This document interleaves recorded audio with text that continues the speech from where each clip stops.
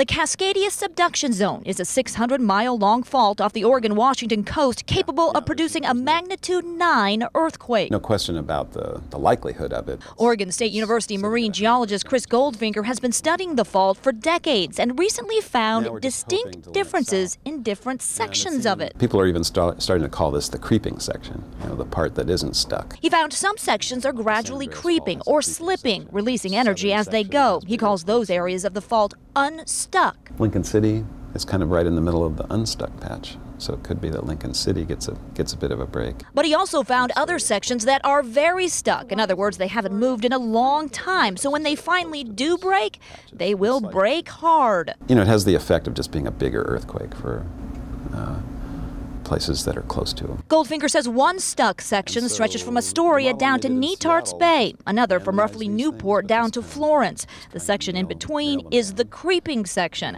Goldfinger says folks who live closer to that unstuck section may not experience as severe of shaking during the big one, and the tsunami generated will also be smaller. But those closer to the stuck areas won't be so lucky, and that includes Portland.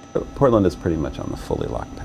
Goldfinger hopes this research could be used to focus on seismically upgrading buildings in those areas which will likely shake the hardest, because they will shake hard. It's just a matter of when. The more data people have in their hands, hopefully the better decisions they can make.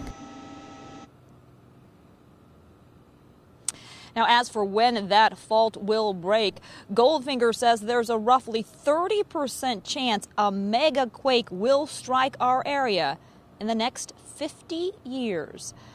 Back to you. Thanks, Keely.